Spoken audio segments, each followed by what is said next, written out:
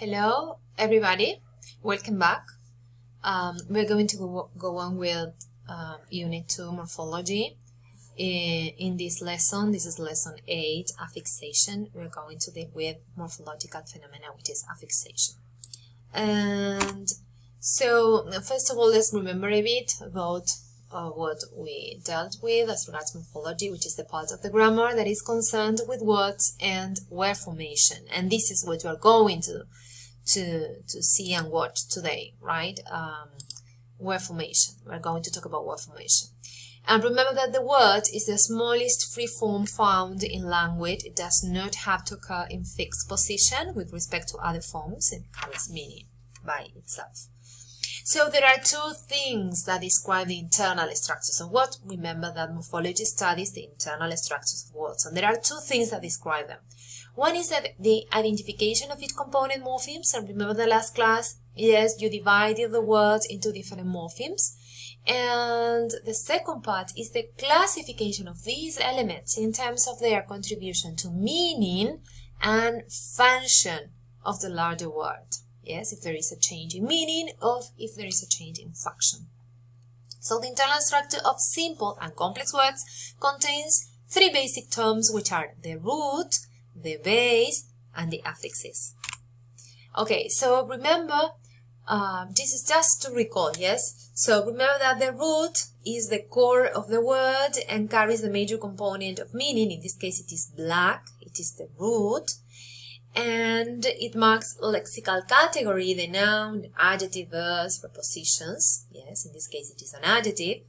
And then the affixes, and we write the A and the F. The affixes are general terms for a morpheme that does not have a lexical category and it is always bound. So affixes are bound morphemes. And the base is the form to which an affix is attached. So in this case, black is the root and it is also a base for N. And in the case of N, it is only a base for it because the affix it is attached to it. Yes, remember we dealt with this last class. So in the word trees, the aff means affix. The base is the thing that an affix to some affixes to sometimes the root and sometimes not, in the case of kindness. And the idea is that you attach the second affix to the new base and determine the lexical category of the resulting word. So you have to do so now. Okay, and here we have some practice, like we have the word kindness. It has three morphemes. The root is kind, the root category is an adjective, and the word category is a noun. Yes, the same with amazement. Okay, and do that with dishonest, with lovelier, with trees, with rereads, and impersonal. Okay, so stop here and go on. Okay, go on, do it, and then check with this. Okay, with the root category, and the root noun. Okay, now do trees, complete, and now check it. Now with the same with reread, now check it. Now with impersonal, and now check it. Okay, well done, very good. Okay, so in this lesson we're going to read morphological phenomena, and which is the variety of operations that can modify a word structure. A variety of operations that can modify, so all the transformations and additions, whatever we do in a word in order to change its structure. That is, and in this lesson we're going to deal with affixation, right? Next lesson we're going to deal with compounding, and then we need another one. Okay, so affixation is the process by which an affix is added to the root or the base. Very simple. No, it's not complicated at all. A process by which an affix is added to the root or the base. And we said that affixes are bound morphemes. They do not carry meaning by themselves. Very clear. So look at the word reconsideration. So we have re and ation are both affixes. Okay? So which means that they are attached to the stem. Consider is also the stem, the root, and the base. Affixes like re that go before the stem are prefixes, and those like ation that go after are suffixes. So we have prefixes and suffixes. There are also infixes and circumfixes, but they are not used in English, okay? But you should know about them. So infixes are inserted into a base. There are many languages, then you will have some examples that, yes, they have. What happens in English is that sometimes people add, like, you have absolutely, in the middle of absolute and li, they add blooming. So absolutely, right? Something like that. And for swear words also. And circumfixes are attached to both the beginning and the end, okay, of the base. Consequently, some linguists prefer to interpret circumfixes as a combination of a prefix and a suffix. But there are no circumfixes in English. There are no examples. I found an example in Becker and Wanger. I found an example from German, that they use languages that come from English, for example, download and upgrade. Okay, so they mixed ge, download, et, and up, ge, grade, t. So it's like they put a prefix and a suffix. Okay, so they can be combinations of prefixations and suffixations. Okay, so as I said, all vowel morphemes are affixes and morphemes that are attached to other morphemes. In English, we deal only with the two first types, prefixes and suffixes, although English does have a productive infixing processes that incorporate swear words. So, for example, have a look here, from fucking disgusting up so effing lutely. And so in the video you are going to watch, you will find some other examples of infixes. But they are in discussion, of course. So we have prefixes, andus, cyberdiator, hemisphere, and suffixes, raphate, arachnophobia. Okay, and in circumfix here you have from other languages. Okay, so what do we use affixes for?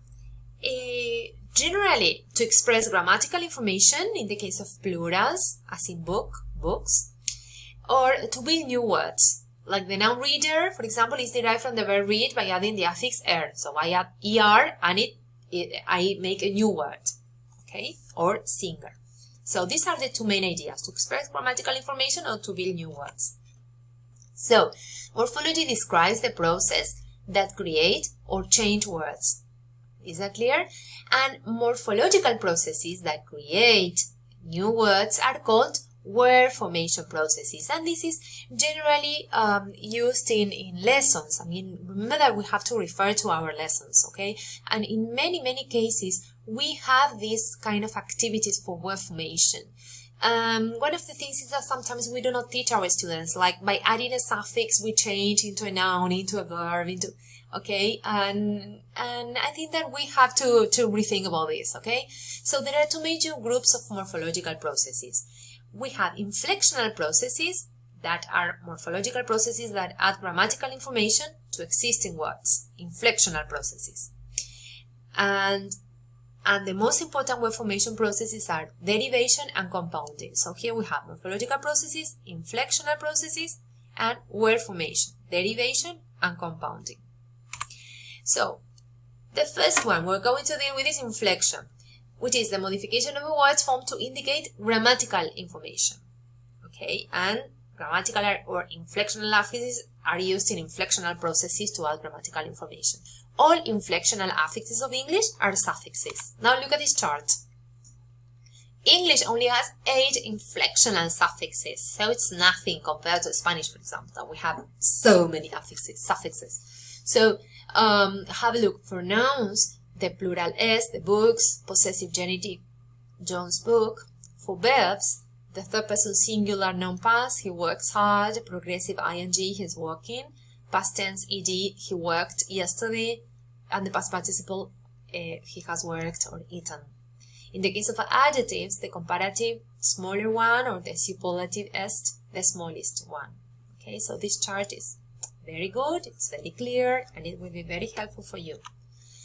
And there are many irregular forms in English that do not use the affixation of inflection as discussed. For example, go, the past of go, no, it's not goed, it's went. Okay, and here you have a very nice poem. Yes, with many plural forms. So inflection can also be marked through internal change. And so internal change is the process that substitutes one non-morphemic segment for another to mark a grammatical contrast. So for example, have a look at sing, and the internal change is song, on.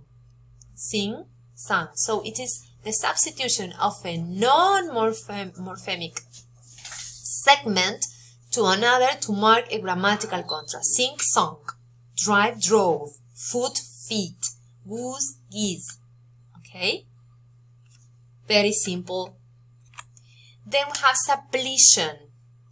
And it replaces a morpheme with an entirely different morpheme in order to indicate a grammatical contrast. One example is the verb to be in English, that is made up of few different forms not related to each other through affixation or internal change, like is, was, were, are, and. I mean, it's absolutely for a new completely morpheme. It's replaced by another. So in Spanish, for example, we have ear, and the suppletive form is fue. It's completely different. There are many examples. Yes, you can find them.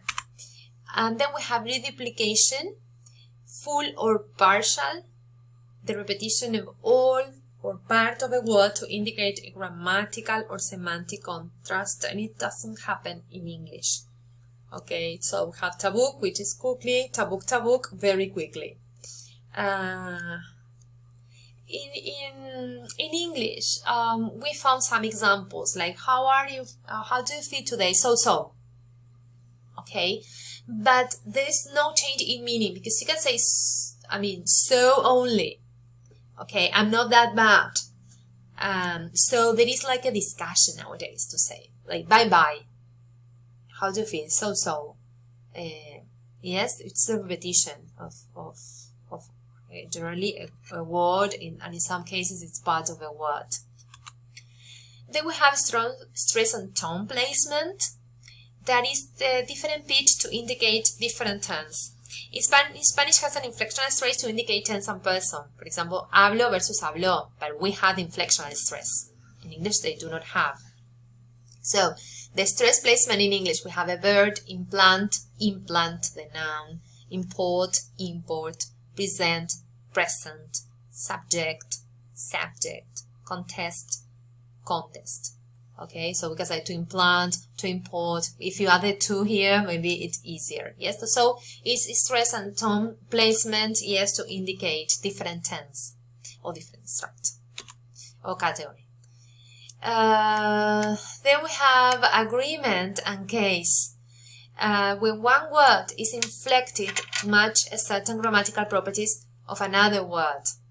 Okay, that is agreement. In third person singular, he speaks. Agreement, yes, between the third person singular and the verb. And the case is a change in the word's form to indicate its grammatical role. If it is a subject, a direct object, indirect object. For example, I, me, my.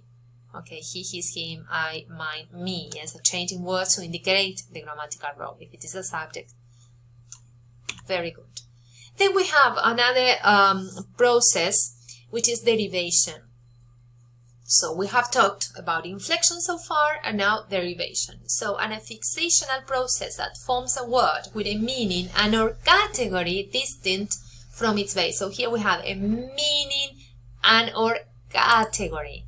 Okay, meaning or category. When a new lexeme is formed by adding an affix to an existing word. Lexical or derivational affixes are used in word formation processes, that is for the creation of new words. So here we have, remember that we said that we had derivational prefixes and derivational suffixes. The derivational prefixes modify the meaning of English words without any changes regarding their lexical class. And here I found, in Becker and Wanger, I found examples of the derivational prefixes, like for quantity, monograph, kind of involvement, for miscalculate, for place of direction, okay, and some others like measurement, hyperactive, displease, postpone, regenerate, okay. So let's go on the second part.